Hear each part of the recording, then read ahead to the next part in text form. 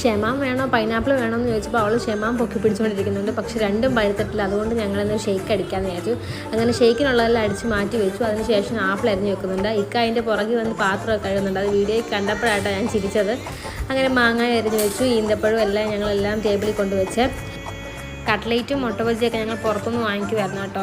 ഇപ്പോഴത്തെ കാലാവസ്ഥയിൽ ചൂടായതുകൊണ്ട് ഞങ്ങൾ ഫ്രൂട്ട്സ് ആട്ടോ കൂടുതലായിട്ട് ഉപയോഗിക്കുന്നത്.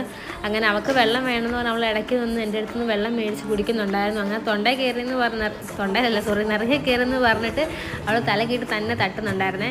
അങ്ങനെ അതെല്ലാം കഴിഞ്ഞ് ഞങ്ങൾ അൽഹംദുലില്ലാ പോയി നിസ്കരിച്ച് വന്നു കഴിഞ്ഞ് ഞങ്ങൾ ദോശയൊക്കെ ചൂടുമായിരുന്നു. അങ്ങനെ ദോശയുടെ കൂടെ ഞങ്ങൾ ചിക്കൻ കറി ആട്ടോ വെച്ചത്. അതിൻ്റെ വീഡിയോ പ്രത്യേകിച്ച് എടുക്കാനൊന്നും ഇല്ല, അതുകൊണ്ട് ഞങ്ങൾ എടുത്തില്ല. അങ്ങനെ ഞാൻ ഫുഡ് കഴിക്കാൻ കയറി എൻ്റെ കൂടെ ടേബിളിൽ വന്നിരിക്കുന്ന അവൾക്ക് സ്ഥിരം പരിപാടിയാണ്.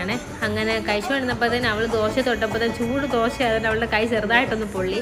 കുഴപ്പമൊന്നുമില്ല, അൽഹംദുലില്ലാ ഞങ്ങൾ ഫുഡൊക്കെ കഴിച്ചു.